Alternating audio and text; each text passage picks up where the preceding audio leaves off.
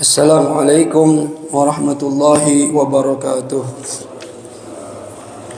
Al-Fatihah ila hadrati sayyidina wa habibina wa syafi'ina Rasulillah Muhammad ibn Abdullah wa alihi wa ashabihi wa azwajihi wa dhurriyyatihi wa ahli baitihi thumma ila ruhi abina Adam wa ummina Hawa ma ila arwah sadatina Abi Bakar wa Umar wa Uthman wa Ali wa ila baqiyati ashabi Rasulillah ajma'in إلى أرواح سيدتنا خديجة الكبرى وعائشة الرضا وفاطمة الزهراء وسيدنا الحسن وسيدنا الحسين وبقية أمهات المؤمنين إلى أرواح التابعين وتابع التابعين لهم بإحسان إلى يوم الدين إلى روح سيدنا المهاجر إلى الله أحمد بن عيسى وسيدنا الأستاذ الأعظم الفقيه المقدم محمد بن علي باعلوي وسيدنا قطب الرباني الشيخ عبد القادر الجيلاني وجميع ساداتنا آل أبي علوي وجميع الأولياء التسعة خصوصا إلى روح سنن gunung jati syarif hidayatullah bin Abdullah وجميع ذرية سيدنا الحسن وسيدنا الحسين وأصولهم وفروعهم ثم إلى روح سيدنا الحبيب عبد الله بن عمر الشاطري وأولاده الجميع الحبيب محمد المهدي والحبيب أبي بكر وسيد الوالد الحبيب حسن وسيد الوالد الحبيب سالم ثم إلى روح الوالد حجي صوفيان بن دلات حجي سليمان والوالد حجي جمال الدين مالك المهدي بن حجي حلواني وجدي كي حجي مصنف بن كور حجي الياس جدتي حجي فاطمة بنت صالحون وجدي حجي سليمان بن حجي قريش وجدتي حجي صوفيا بنت سدين وأصولهم وفرائهم ثم إلى أرواح جميع قرابة جماعة مسجد جامع نور اليقين من المسلمين والمسلمات والمؤمنين والمؤمنات أن الله يغفر لهم ويرحمهم ويعلي درجاتهم في الجنة وينفعنا ببركاتهم وأسرارهم وأنوارهم وعلومهم ونفحاتهم في الدين والدنيا والآخرة. الفاتحة. أعوذ بالله من الشيطان الرجيم. بسم الله الرحمن الرحيم. الحمد لله رب العالمين الرحمن الرحيم مالك يوم الدين إياك نعبد وإياك نستعين اهدنا الصراط المستقيم صراط الذين أنعمت عليهم غير المغضوب عليهم ولا الضالين آمين. بسم الله الرحمن الرحيم. نويت التعلم والتعليم والنفع والانتفاع والإفادة والاستفادة والتذكر والتذكير والحث على التمسك بكتاب الله وسنة رسوله والدعاء إلى الهدى والدلالة إلى الخير ابتغاء وجه الله ورضاه وقربه وثوابه. اللهم يا من مقاليد الأمور كلها بيده وإليه يرجع الأمر كله يا فتاح يا عليم افتح لنا فتحا قريبا يا فتاح يا عليم يا فتاح يا عليم يا فتاح يا عليم. اللهم أغننا بالعلم وزينا بالحلم وأكرمنا بالتقوى وجملنا بالعافية. اللهم ارزقنا فهم النبيين وحفظ المرسلين وإلهام الملائكة المقربين برحمتك يا أرحم الراحمين. ربي زدني علما ووسع لي في رزقي وبارك لي فيما رزقتني واجعلني محبوبا في قلوب عبادك وعزيزا في عيونهم واجعلني وجها في الدنيا والآخرة ومن المقربين يا كثير النوال يا حسن الفعال يا قائما بلا زوال يا مبدئا بلا مثال فلك الحمد ولك المنة ولك المنة ولك الشرف على كل حال يا أول الأولين ويا آخر الآخرين ويا ذا القوة المتين ويا راحم المساكين ويا أرحم الراحمين. وصلى الله على سيدنا محمد وعلى آله وصحبه وسلم والحمد لله رب العالمين. بسم الله الرحمن الرحيم.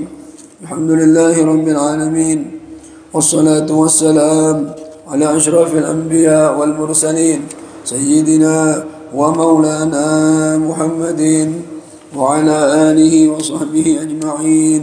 سبحانك لا علم لنا إلا ما علمتنا إنك أنت العليم الحكيم.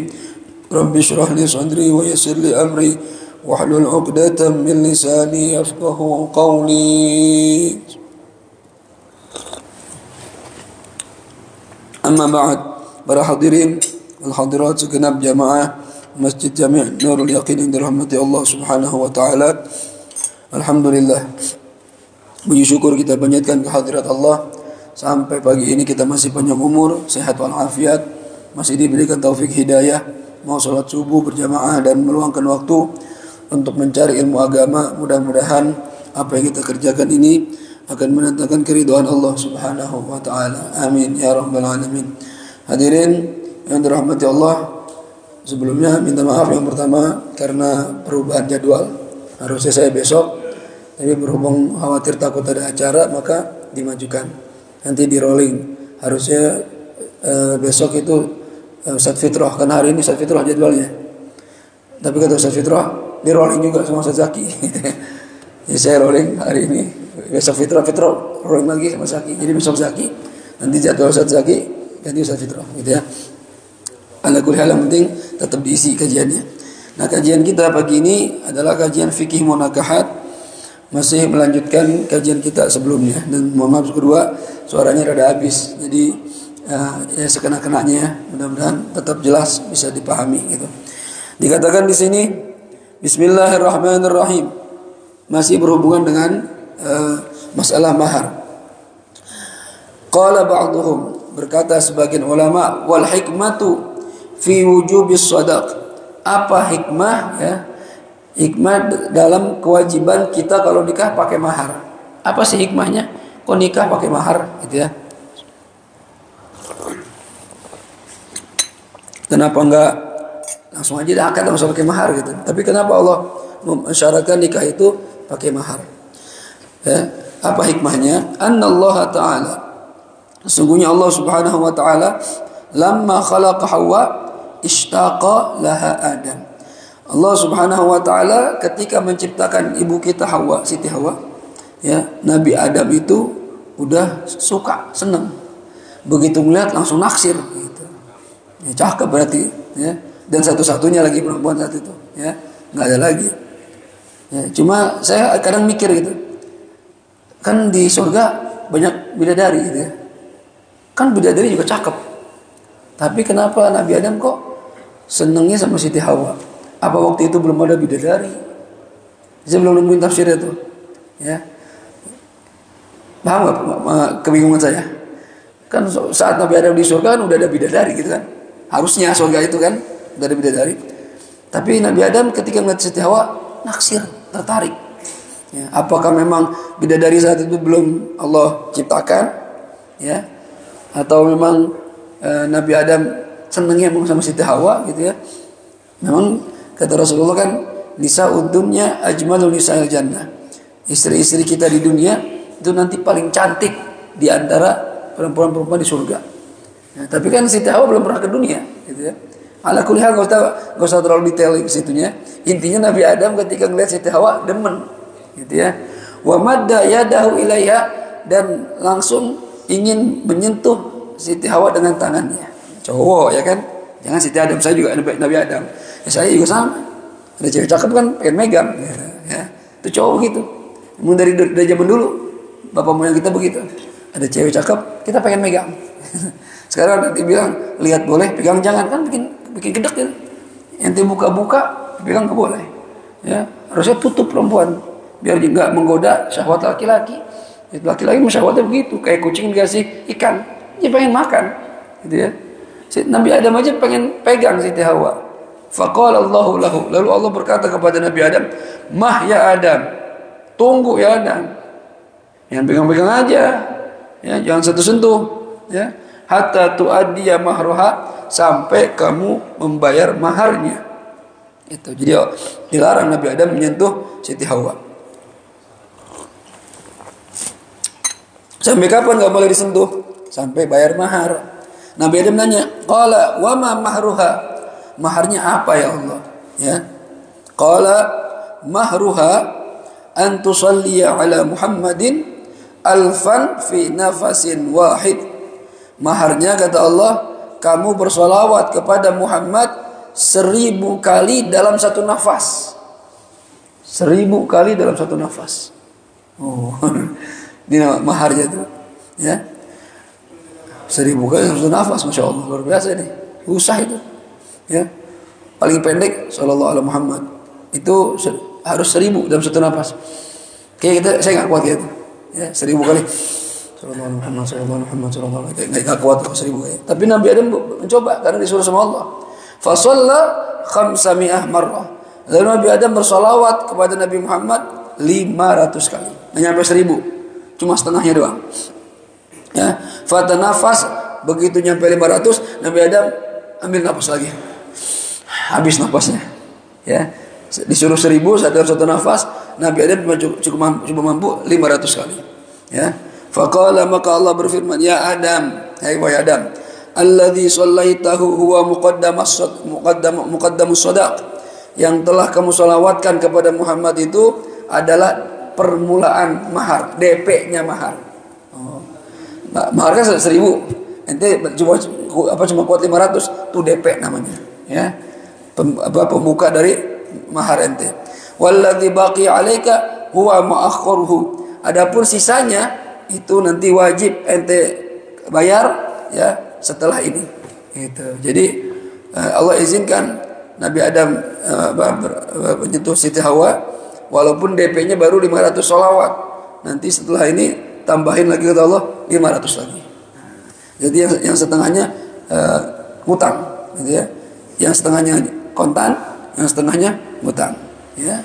Falidzalika oleh karena itu tajidu ba'dhan nas muqaddimuna nisfa wa yuakhiruna nisfa. Terkadang kita dapatkan orang kalau nikah bayarnya setengah dulu, nanti berikutnya setengah lagi. Kenapa? Dulu bapak moyang kita begitu. Bayarnya setengah-setengah. Ya, setengah dulu ya. Nanti habis nikah setengah lagi boleh? Boleh. Nabi Adam begitu. Nabi Adam. Ya, jadi itu hikmahnya kenapa mahar diwajibkan. Nabi Adam saja diwajibkan memberi mahar ketika nikah, apalagi kita keturunannya, gitu ya. Ini keterangannya dalam kitab I'anatul Talibin. Baik. Fa'idatun an Anasin dari sahabat Anas radhiyallahu anhu, semoga Allah meridhai beliau, qala dia berkata, tazawwaja Abu Talha. Abu Talha menikah dengan siapa? Sulaimin. Dengan Ummu Sulaim. Ya, sama-sama sahabat. Abu Talha sahabat, Ummu Sulaim sahabiyah. Fakana sadaqu ma bainahuma al-Islam. Dan ada mahar mereka berdua ketika menikah adalah agama Islam. Jadi gimana ceritanya? Maharnya agama Islam. Maksudnya gimana? Aslamat Ummu Sulaim.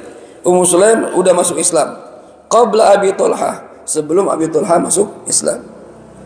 Fa khatabaha, lalu Abu Talha melamar Ummu Sulaim. Faqalat, maka Ummu Sulaim berkata, "Inni qad aslamtu." Sesungguhnya saya sudah masuk Islam, kata Ummu Sulaim. Fa in aslamta nakahtuka. Kalau kamu mau masuk Islam, saya baru mau nikah sama kamu. Nah, jadi Ummu Sulaim itu udah masuk Islam duluan, Abi Talha belum. Dilamar sama Abi Talha, kata Ummu Sulaim, saya sudah Islam. Maaf saya.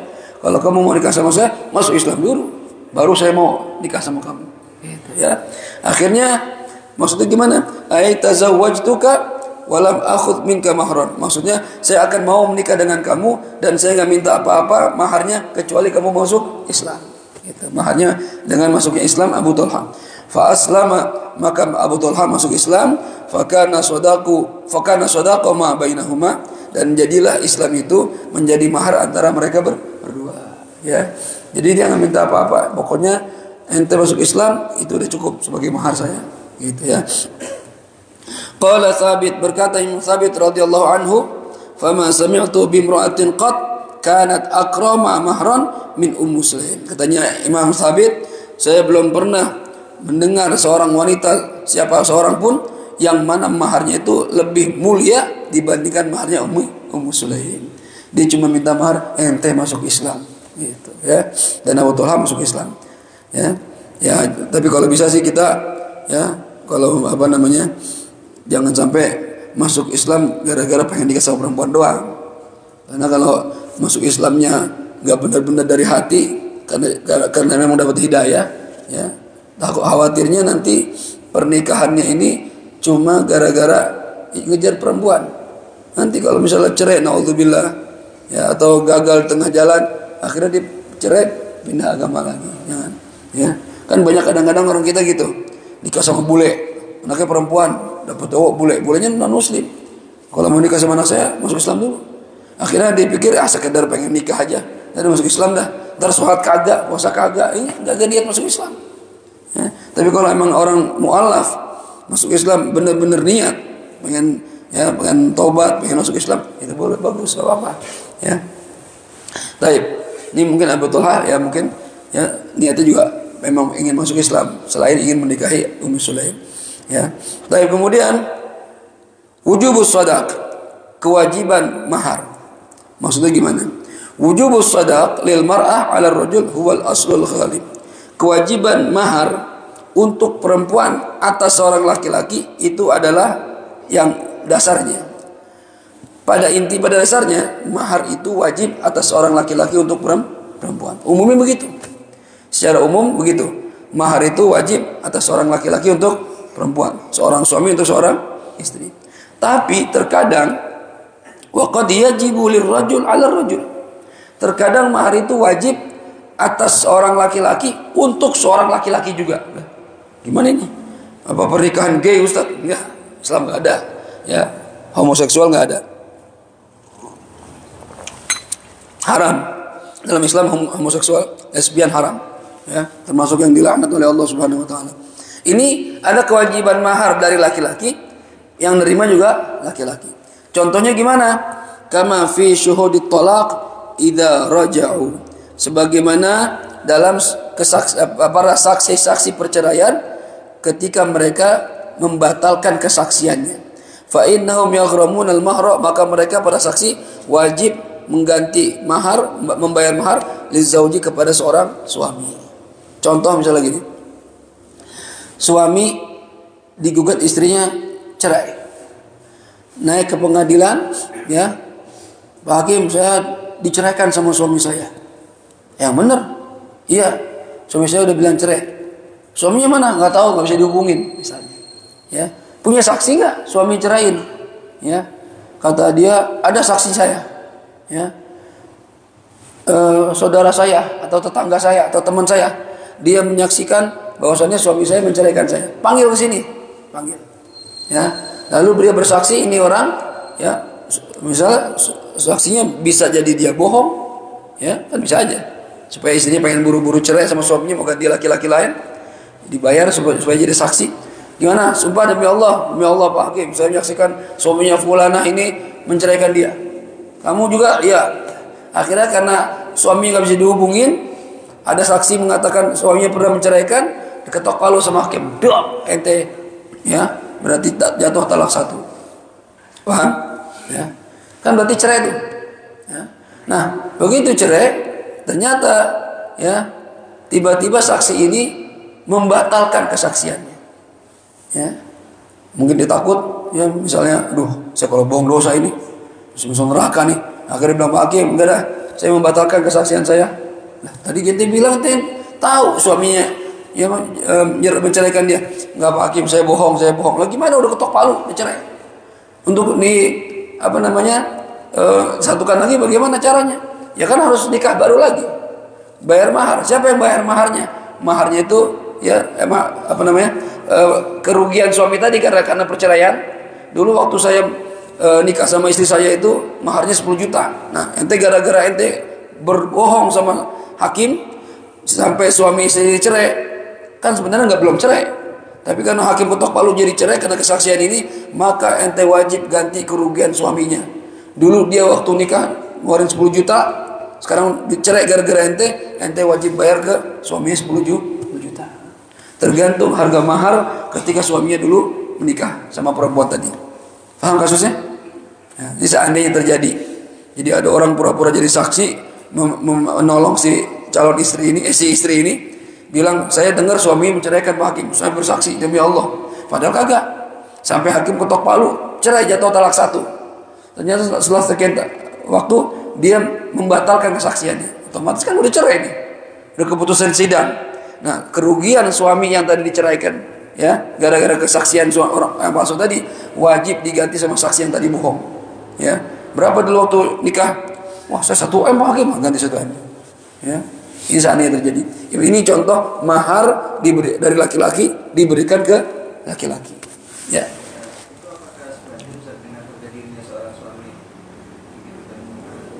Nah, makanya supaya suami itu tidak merasa terlalu dirugikan, Ya, kan itu berarti kan ngerugiin saya dong, saya gak tahu apa-apa.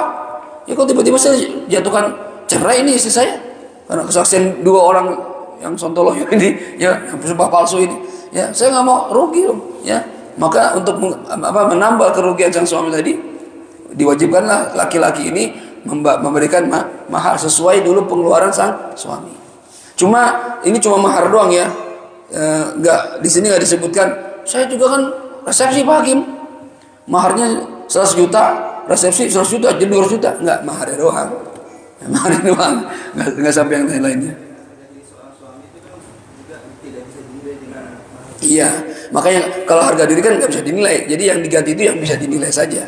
Ya, nanti mungkin kalau suaminya itu nuntut secara perdata, bukan pidana ya, secara perdata mungkin bisa lebih dari itu tuntutannya. Cuma yang wajib dulu, wajibnya maharnya dulu ganti. Kalau misalnya saya ini mencemarkan nama baik saya Pak Hakim, nanti ada tuntutan baru lagi, ya, tuntutan pencemaran nama baik. Nah, itu bisa lebih dari mahar itu, bisa, karena yang namanya harga diri kan nggak bisa dinilai sama harta, ya. Ente dicaci maki, difitnah, saya nggak terima, saya minta tuh ganti rugi 10 miliar, ya lah fit, cuma dikatain doang, nggak bisa, reputasi saya hancur nih, yang saya bangun puluhan tahun, gara-gara ente nyebar, ya, info saya nggak bener, nggak bisa, saya nggak terima. Padahal cuma fitnah, cuma beberapa kata misalnya, bisa mahal. Karena memang harga diri ya nggak bisa dinilai. Kecuali memang orang yang menjatuhkan harga diri sendiri, ya, berbuat maksiat ya, silakan.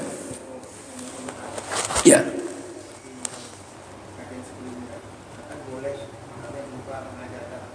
Ya. Apakah ada batasannya? Atau sebutkan batasannya? Contoh kalau berupa emas misalnya tunai 10 gram tunai apa? Nah, kalau mengajar Al-Quran seperti apa? Mengajar Al-Quran 2 juz, 1 juz, apa itu gimana? Ya, tadi kemarin kan pernah kita bahas bahwasannya yang namanya mahar itu akol mutamawil, yang memiliki nilai harga walaupun kecil. Saya contohkan kemarin Indomie 2.500 lah, 3.000 plus telur 4.000, ya udah nggak apa-apa. Kalau dia mau perempuannya gitu kan. Ya, itu apakah kalau mengajarkan Al-Quran ada batasannya? Tergantung akad. Kalau dikatakan mengajarkan Al-Quran, maksudnya seluruh Al-Quran 30 juz, ya 30 juz. Disebutkan. Cuma kalau seandainya mengajarkan Al-Quran sebisanya, ya sebisanya. Atau sampai bisa baca, sampai bisa baca. Semua tergantung ketika akad. Pada saat ketika akad itu disebutkan misalnya 5 juz. Belum 5 juz itu si suami meninggal. Bagaimana membayarnya? Nah, itu dia. Ya, kalau maharnya mengajarkan Quran 5 juz, baru 4 juz meninggal, ya, ini bagaimana membayarnya itu, ya, diterangin juga tuh ya, benar juga. Kalau meninggal gimana itu? Kalau di sini nanti ada pembahasan kalau suami meninggal wajib bayar mahar misil, ya. Kalau misalnya ada orang nikah perempuan, udah saya nggak usah pakai mahar dah, saya udah cinta mati, udah nggak usah pakai mahar, tetap aja ada maharnya. Maharnya apa? Mahar misil. Kalau pengajaran ini mungkin kan dia maharnya 5 juz, baru 4 juz meninggal, berarti bisa jadi nih, ya, diambil sebagian dari harta suami untuk membayar orang yang akan mengajarkan istrinya 1 juz lagi. Bisa jadi seperti itu karena utang, mahar itu utang, termasuk sama istri utang juga. Jadi misalnya kurang 1 juz nih, waduh, yaudah sebelum dikuburin, ya, itu harta dipotong, cari guru perempuan ya, jangan laki-laki, ntar jadi nggak bener. Cari guru perempuan untuk ngajarin dia 1 juz sebagai kekurangan dari pengajaran suaminya. Bisa jadi seperti itu. Karena yang namanya hutang harus dibayar. Jelas? Tapi nanti saya cari dulu. Ada nggak di kitab dibahas masalah itu? Bagus pertanyaan tuh. Bisa jadi kan meninggal, kita nggak tahu. Ya. Nah, baik. Jelas? Ada lagi? Nah, ini contoh mahar dari laki ke laki-laki. Ada lagi, waqad yajibu lil mar'ah 'alal mar'ah. Kadang mahar itu wajib atas seorang perempuan untuk perempuan. Aku bisa? Iya. Contohnya, lau tazawwaja 'abdun mamlukun limra'atin wa arda'at zawjatuhul kabirah zawjatahu shaghirah fa innahu yajibul mahru 'alal murdi'ah lin fisakhin nikah bi irda'iha wa yakunul mahr li sayyidatihi la lahu li'annahu la yamlik. Nih contohnya gini, mahar dari perempuan ke perempuan. Tapi ini zaman dulu ya, perbudakan. Apabila ada seorang budak laki-laki menikah dengan perempuan. Menikah dengan perempuan. Budak laki-lakinya budak, perempuannya merdeka. Ya, kan bisa aja. Kalau mau, misalnya saya punya budak, misalnya Pepen budak saya, tapi Pepen pinter. Ya, ada cewek naksir sama dia, tapi ceweknya merdeka, bukan budak. Dan mau punya suami budak. Seandainya mau gitu, zaman dulu kan bisa begitu. Nah, Pepen budak saya ini, dia udah punya istri. Budak udah punya istri, ya. Istrinya Pepen yang pertama merdeka juga, bukan budak. Ya, suaminya doang nih, Pepennya doang budak. Pepen udah pernah nikah sama laki-laki perempuan merdeka, ya. Dan perempuan merdeka ini istri pertama sedang punya susu karena punya bayi. Paham ya? Nah, ada perempuan merdeka yang kedua, walinya tapi masih kecil. Masih bayi. Misalnya Roy punya anak perempuan, ini merdeka juga nih, Roy merdeka. Saya majikannya, Pepen merdeka, saya perempuan. Saya Hafizah nih. Ya, saya perempuan, saya punya budak Pepen. Ini zaman dulu gambaran begitu. Saya budak majikannya perempuan, punya budak Pepen. Roy orang merdeka punya anak perempuan, masih bayi. Ya, setahun, belum 2 tahun pokoknya. Terus Roy ini demen sama Pepen karena Pepen orang soleh, orang baik, walaupun budak. Anak saya nikahin ya sama Pepen. Dari bayi dinikahin. Bisa nggak? Bisa kalau bapak atau kakek. Wali mujbir, ya. Tapi Pepen posisinya udah punya istri pertama, lagi nyusuin, punya bayi juga, istri pertamanya. Lalu Roy menikahkan anak perempuannya kepada Pepen. Bini pertama gedek. Waduh, ini si Pepen nih nggak tahu diri, udah nikah sama saya merdeka, udah lagi punya anak, dia kawin lagi, kesel. Akhirnya istrinya Pepen yang masih bayi itu yang kedua disusuin sama bini pertama. Paham nggak suruh contohnya? Bini pertama Pepen punya bayi juga, dia gedek, Pepen nikah lagi, padahal masih bayi, bini mudanya, saking gedeknya disusuin sama bininya Pepen. Akhirnya jadi apa? Jadi anak kan, anaknya berarti anak Pepen, anak susuan. Bininya Pepen jadi anak susuan karena disusuin sama bini pertama. Batal dong, bapak nggak boleh nikah sama anak walaupun anak susuan, berarti pernikahannya batal. Gara-gara batal ini, ya, istri pertama wajib bayar mahar, ya, gantiin mahar. Kan waktu nikah kan, ya, saya sebagai majikan, kalau Pepen nikah maharnya siapa yang bayar? Saya dong, saya majikan. Pepen nggak bisa memiliki karena budak, nggak bisa mempunyai harta. Saya kan waktu nikahin Pepen sama anaknya Roy, yang ngasih mahar saya sebagai majikan. Taruh 10 juta saya ngasih mahar ke Roy. Ini gara-gara bini pertamanya Pepen batal pernikahannya, saya rugi dong. Ya, udah batal nggak jadi nikah.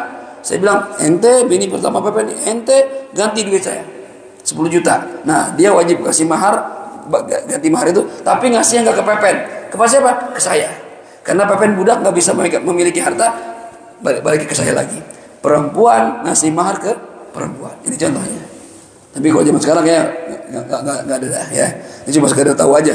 Contoh kasus ada mahar dari perempuan untuk perempuan. Yang kedua, kan yang umumnya kan laki ke perempuan.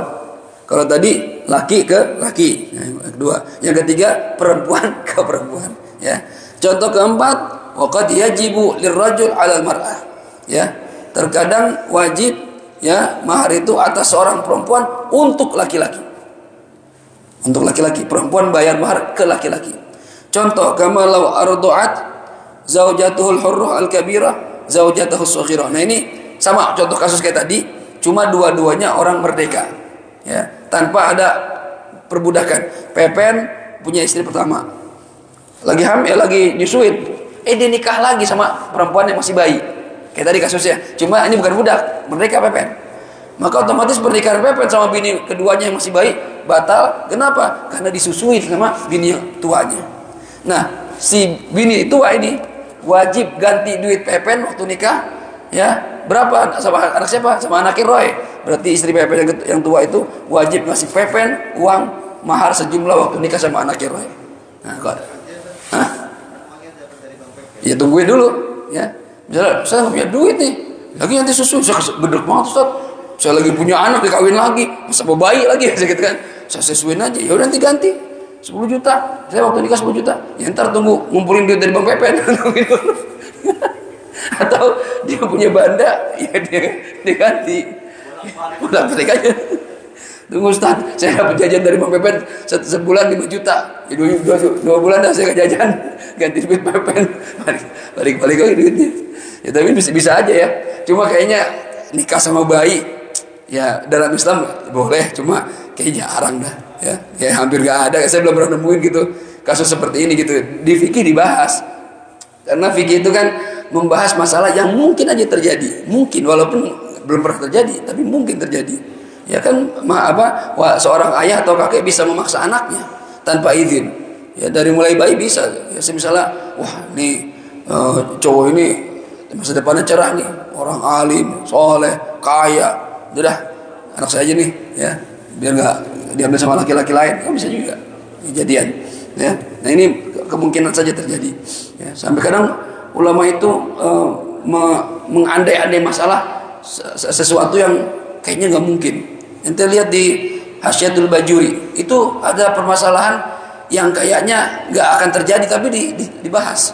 Contoh masalah mandi junub, ya. Di antara penyebab mandi junub yang mandi wajib adalah memasukkan kepala kemaluan ke kemaluan manusia.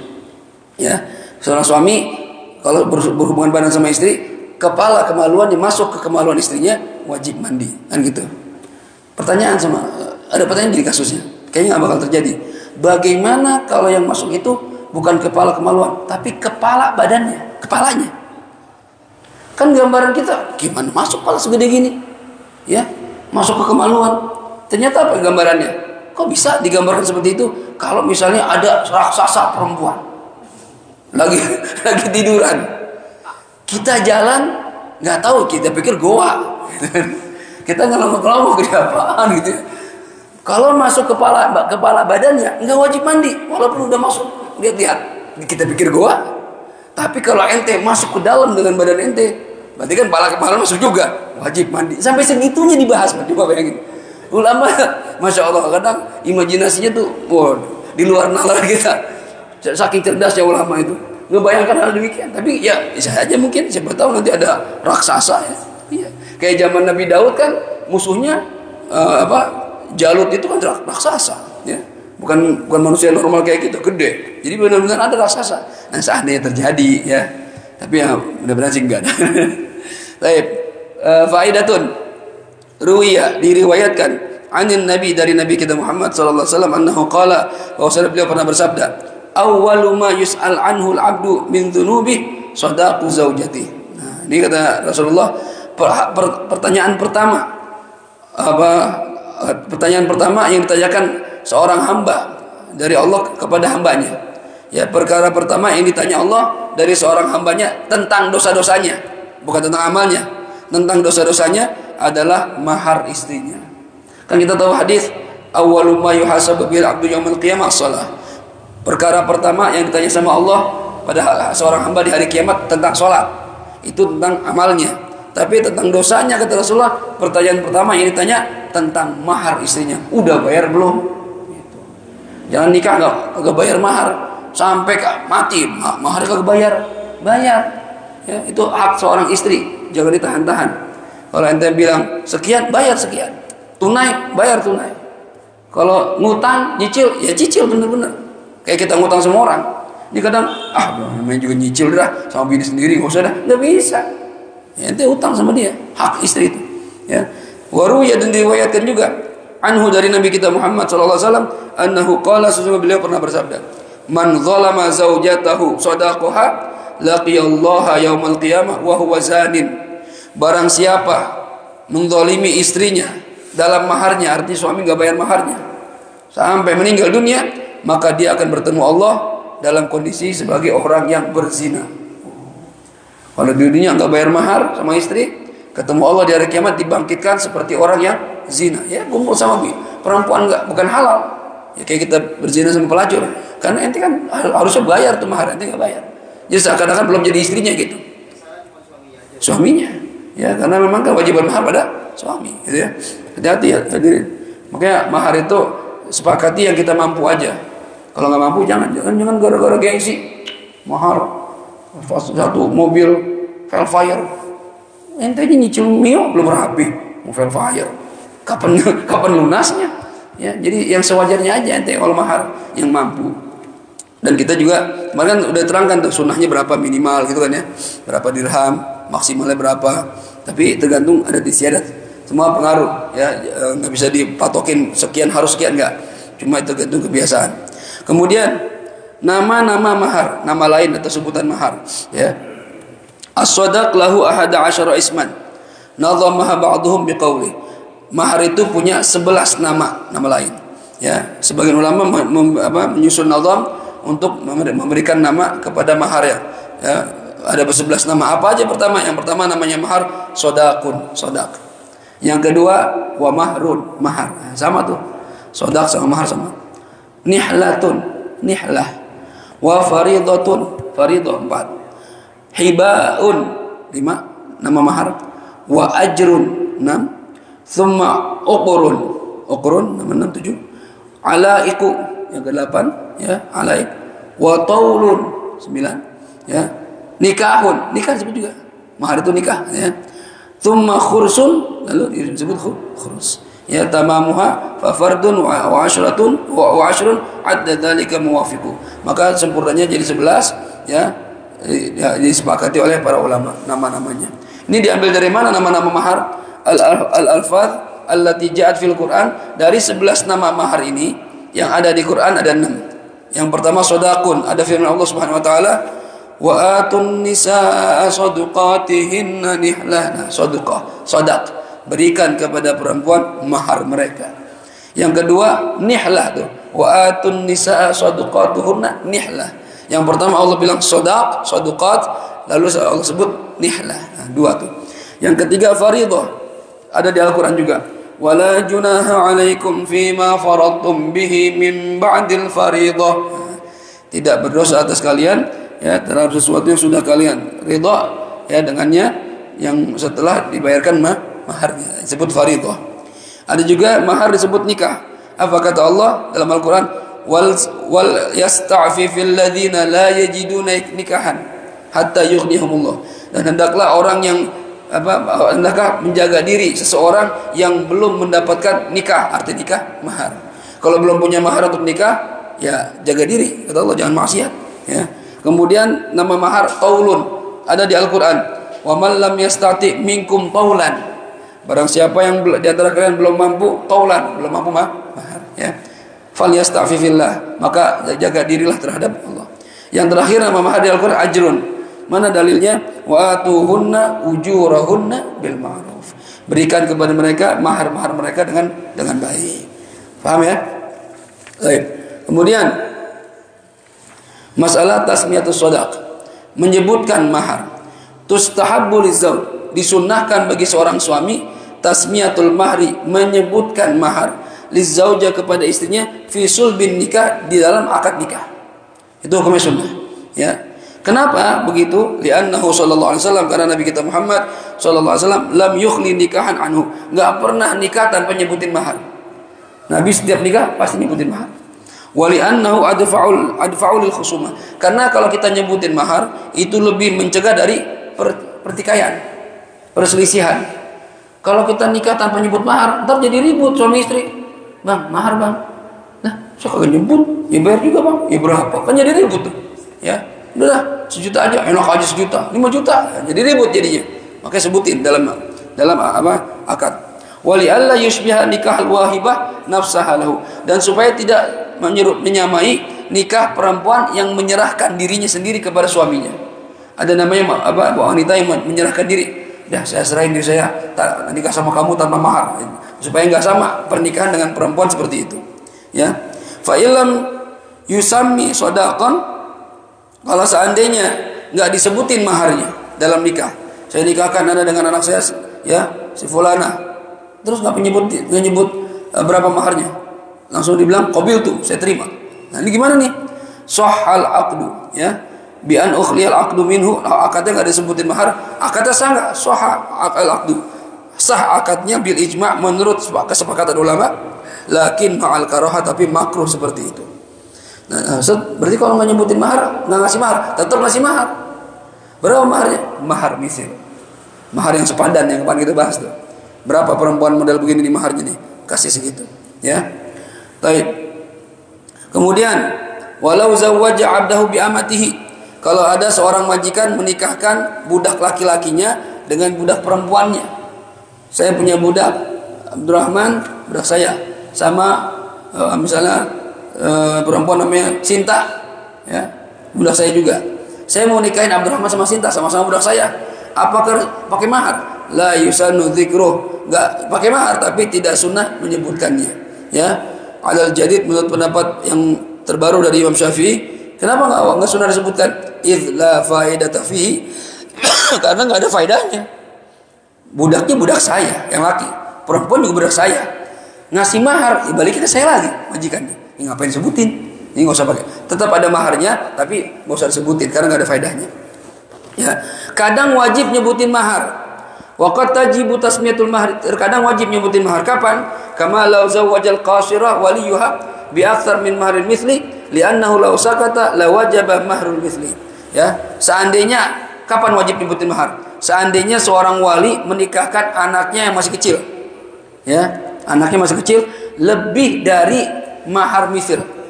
Lebih mahal. Misalnya mahar mithilnya 1 juta. Bapak anaknya masih kecil nih. Bapaknya pengen nikahin anaknya 2 juta. Berarti kan lebih mahal.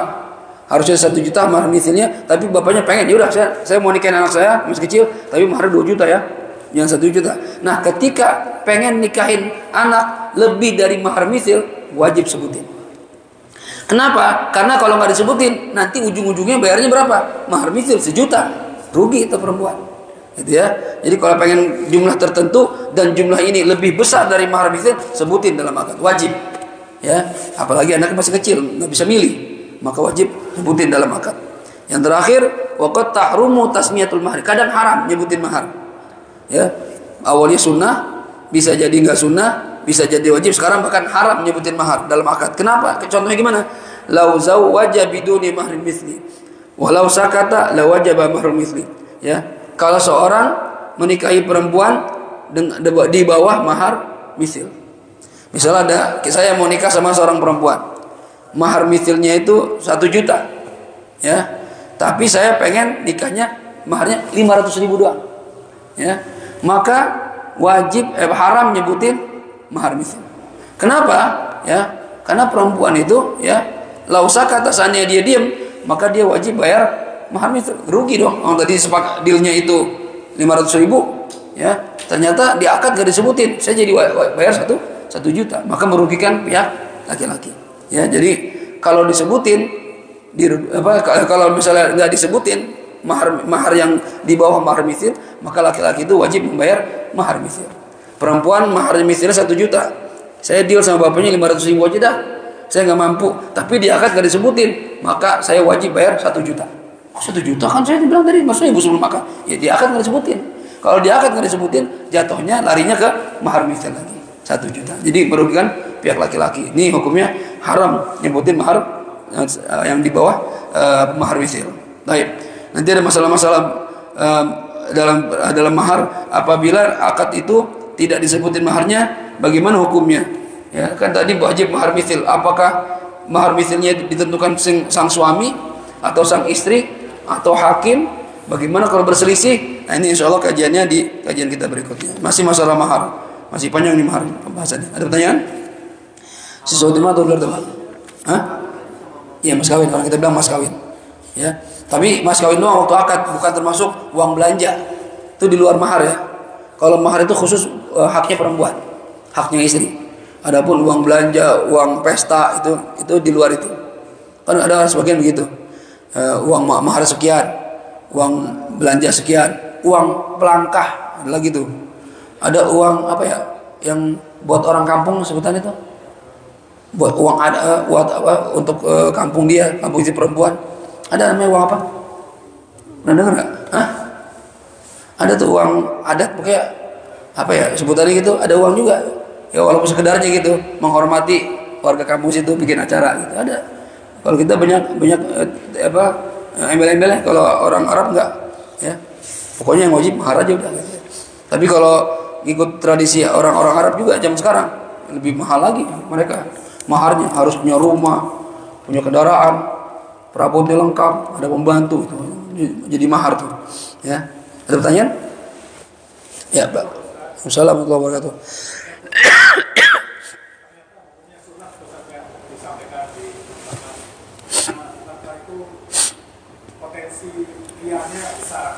Potensi apa? Ria.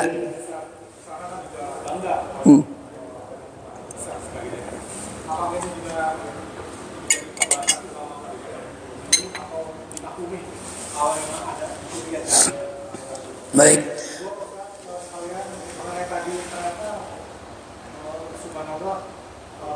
Maharnya Nabi Adam itu sholawat. Pernah saya dengar tuh ada yang bisa sebutkan maharnya tuh Al-Fatihah. Yang antara dua itu yang mana yang mendekat lebih soleh? Baik. Yang pertama, masalah penyebutan mahar itu kalau nyebutin mahar Ustaz, apakah akan tidak timbul ria, pamer gitu kan?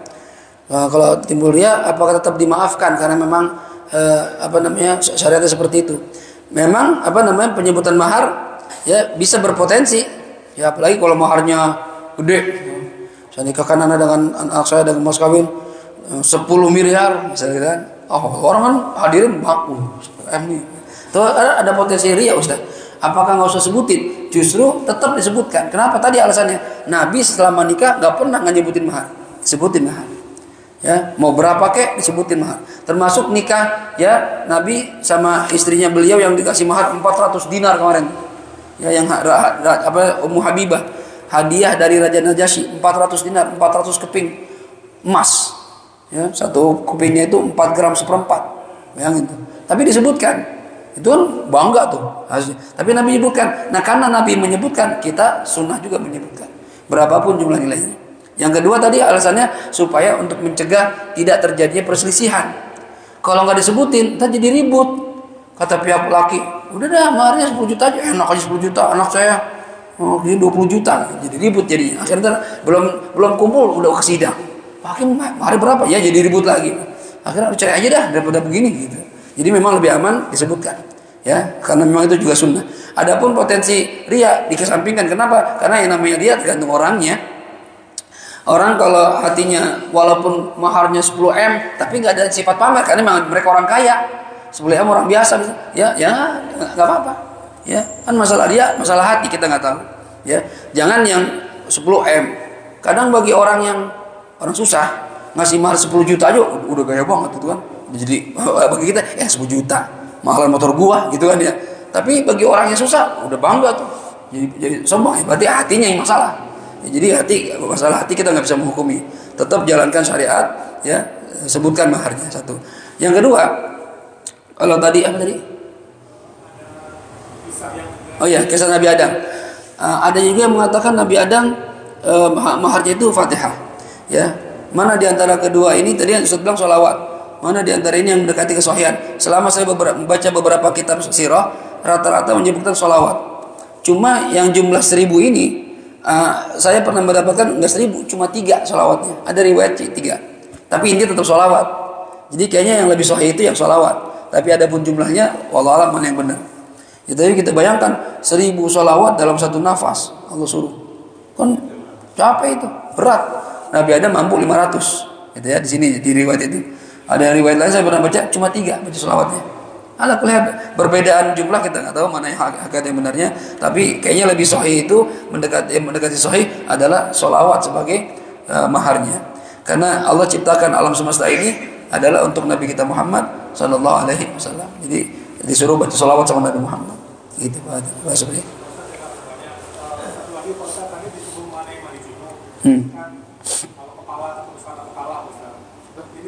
Kepala masuk ke kemaluan.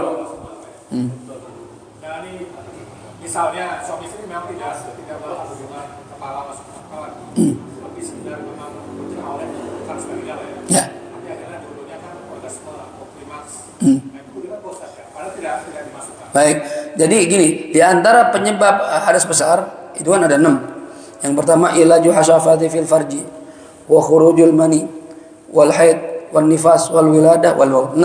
6 perkara yang mewajibkan orang punya hadas besar atau wajib mandi. Nah, tadi pertanyaannya Ustaz, tadi kan kalau masukin kemaluan ke kepala kemaluan ke kemaluan. Nah, sekarang dia nggak masukin Ustaz. Ya, melakukan semuanya, buka baju, cium-ciuman, peluk-pelukan, gesek-gesek, tapi nggak masukin. Ya. Atau masukin cuma nggak ke kemaluan, ke mulut, oral seks bisa, atau masuk ke kuping, lubang kuping bisa kalau muat gitu ya, lubang hidung. Gimana tapi keluar, wajib mandi nggak? Tetap wajib mandi. Kenapa? Karena keluar. Nah, jadi di antara penyebabnya tadi kan memasukkan atau kemasukan, dan yang kedua khurujul mani, keluar sperma walaupun nggak ngapa-ngapain. Ya, jadi nggak cuma memasukkan. Kalau misalnya pasang suami istri berhubungan, tapi nggak berhubungan kelamin, peluk-pelukan, tapi nggak keluar sperma, ya nggak wajib mandi. Walaupun udah keringetan udah keringetan, tapi nggak keluar, iya nggak wajib mandi karena nggak ada hal yang mewajibkan mandi.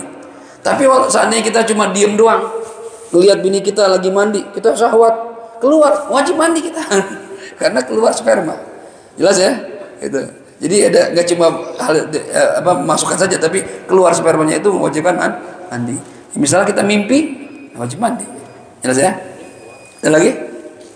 Ya, balik saya. Waalaikumsalam warahmatullahi wabarakatuh.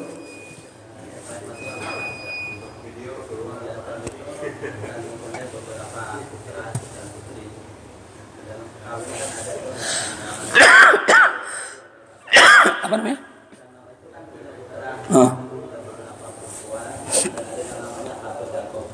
Oh, habil qabil ya. Ya. Abuda.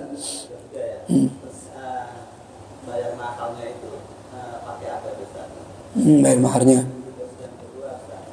Apa di masa Nabi Adam itu tadi disebutkan sama Ustaz, bayar mahalnya juga sama seperti awal kan? Ya. Apa waktu itu pada desa Nabi Adam itu apa diwajibkan juga orang seperti umumnya sekarang ini? Oh gitu. Baik. Mengenai mahar anak-anak Nabi Adam, kan nikahnya saudara sama saudara, ya memang nggak ada orang lain saat itu, jadi syariatnya berbeda. Cuma pertanyaannya maharnya apa? Nah itu saya belum nemu tuh di kitab sirah, nggak disebutin maharnya apa. Tapi pasti pakai mahar, karena bapaknya aja nikah sama ibunya, ya pakai mahar. Cuma maharnya apa saya nggak tahu. Cuma kan dalam riwayat itu kalau Habil itu seorang peternak domba, kalau Qabil petani. Ya, bisa jadi mungkin maharnya apa, kambing atau apa segala macam, Allah alam, saya nggak tahu pasti. Ya, belum dapat keterangan tentang itu. Tapi mereka pasti pakai mahar karena syarat, ya diwajibkan. Yang kedua, kalau apa tadi maharnya dengan sholawat itu ya.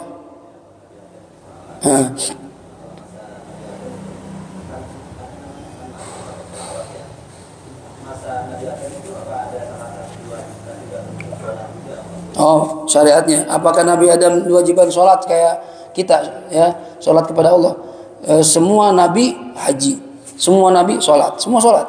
Cuma kita ini beda, kena kewajiban sehari 5 kali. Kalau syariat terdahulu itu sholatnya cuma 2 kali, termasuk syariat Nabi Ismail, Nabi Ibrahim, sholatnya cuma 2 kali, pagi sama sore.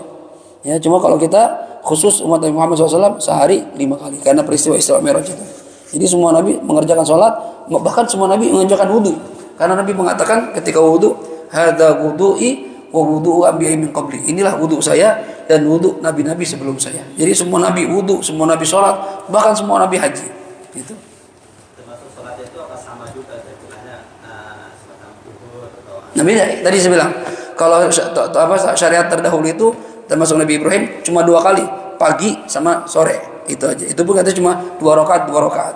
Nah, jadi umat Muhammad itu berbeda, istimewa. Tetap sholat, ya, dengan cara yang sama, tapi jumlah sholatnya berbeda sama yang lainnya. Makanya Nabi Musa aja, ketika Nabi Muhammad Mi'raj, ya, dapat perintah sholat, kan Nabi Musa nanya, dapat perintah apa? Sholat 50 kali sehari semalam, 50 waktu sehari semalam. Kata Nabi Musa, nggak bakal kuat Muhammad. Saya udah nyoba sama umat saya, nggak ada yang kuat. Ya, itu cuma hari Sabtu doang ibadahnya, masih aja ada yang bolos.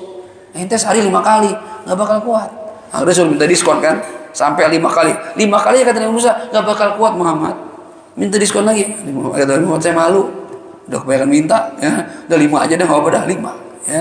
Jadi semua Nabi sholat sama kayak kita, cuma banyaknya sholatnya itu berbeda sama kita. Gitu. Dan waktunya berbeda. Nah, ya. Tapi kita tetap ada sholat di pagi hari subuh, sholat di sore hari, asar atau maghrib. Tapi mereka nggak ada zuhur, nggak ada isya. Gitu.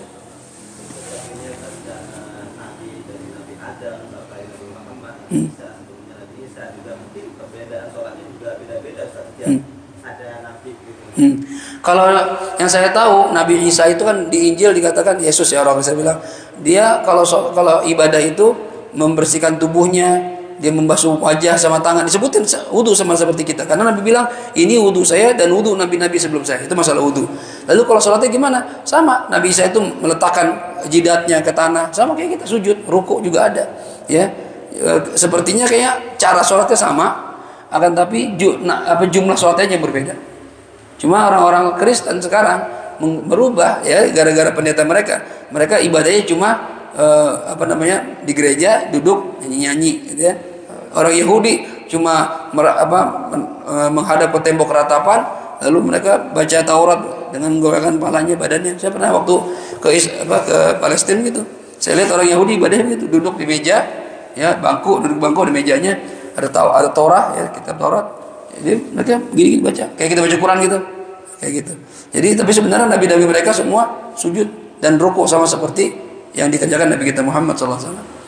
Karena perintahnya kan sumbernya sama, Allah Subhanahu Wa Taala. Jadi diajarin sholat juga, gitu.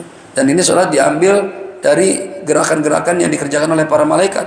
Ada malaikat yang cuma diri saja ibadahnya, ada yang rukuk saja, ada yang sujud saja. Nah itu digabungkan sama Allah, diberikan kepada hambanya melalui para nabi-nabinya. Tapi seandainya apakah ada perbedaan sholat kita sama orang-orang dulu? Wallahu a'lam, bisa jadi ada, bisa jadi, ya. Cuma tetap mereka sholat sama seperti kita, gitu ya. Ya. Waalaikumsalam warahmatullahi wabarakatuh.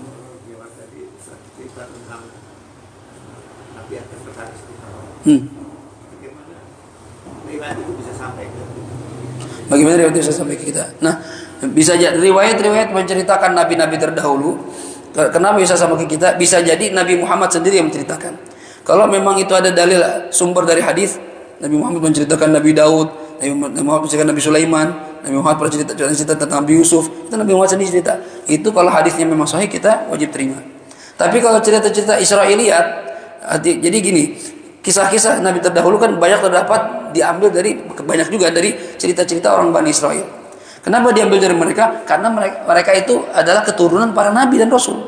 Banyak nabi yang merupakan keturunan Bani Israel. Ya kecuali ya sekarang mentoknya sampai Nabi Ishak. Nabi Ishak punya anak Nabi Yakub. Yakub inilah dikatakan Israel. Ya. Tapi kalau nabi-nabi di atasnya, Nabi Ibrahim, Nabi Nuh, Nabi Idris, itu dapat cerita dari mana? Tetap dari orang-orang, banyak dari Nabi Bani Israel ataupun dari Rasulullah sendiri yang menceritakan. Kata Habib Salim, kalau cerita-cerita yang bersumber dari Israiliyat, bersumber dari Bani Israel, kalau sama ceritanya dengan apa yang ada di Al-Quran atau apa yang pernah disampaikan oleh Rasulullah, maka kita wajib mengimani. Tapi kalau ada cerita-cerita dari Bani Israel di Al-Quran nggak ada, ya, di hadis Nabi nggak pernah terangkan, tapi nggak bertentangan sama syariat, artinya nggak menjelek-jelekan seorang Nabi, ya, ceritanya bagus, maka kita boleh mengimani, nggak wajib. Mengimani boleh, tapi tidak wajib. Tapi kalau ada cerita Bani Israiliyat tentang nabi-nabi terdahulu, tapi menjelekkan, menurunkan derajat seorang nabi, nggak pantas cerita itu buat seorang nabi. Misalnya nabi pacaran, masa nabi pacaran? Ya nggak ada cerita begitu. Ini nggak boleh kita imani. Jadi dapat dari mana? Bisa jadi langsung dari Rasulullah, bisa jadi dari orang-orang Bani Israel. Seperti itu. Lagi? Cukup ya. Kita tutup dengan Fatihah. Kita mohon kepada Allah Subhanahu Wa Taala, mudah-mudahan apa yang kita pelajari di pagi ini, yang pertama kita bisa faham, yang kedua ya nanti kalau ngalamin nikah jadi nggak salah lagi dalam menentukan mahar, sehingga semua ibadah kita, amaliyah kita, munakahat kita benar dan ada harapan diterima oleh Allah Subhanahu Wa Taala. Al-Fatihah. A'udzu billahi minasyaitonir rajim. Bismillahirrahmanirrahim. Alhamdulillahirabbil alamin. Arrahmanir rahim. Maliki yaumiddin. Iyyaka na'budu wa iyyaka nasta'in. Ihdinas siratal mustaqim. Siratal ladzina an'amta 'alaihim ghairil maghdubi 'alaihim waladdallin. آمين. يا حي يا قيوم برحمتك نستغيث ومن عذابك نستجير. أصلح لنا شأننا كله ولا تكلنا إلى أنفسنا طرفة عين. يا الله بها يا الله بها يا الله بحسن الخاتمة بفضل دعواهم فيها سبحانك اللهم وتحياتهم فيها سلام وآخر دعواهم أن الحمد لله رب العالمين. سبحانك اللهم وبحمدك أشهد أن لا إله إلا أنت أستغفرك وأتوب إليك والعفو منكم والسلام عليكم ورحمة الله وبركاته.